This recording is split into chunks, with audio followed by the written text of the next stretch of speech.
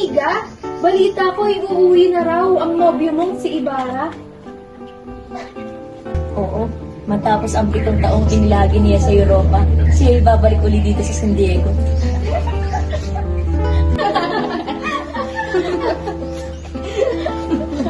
Ano nangyayari dito at tila nagkakasiyahan yata kayo?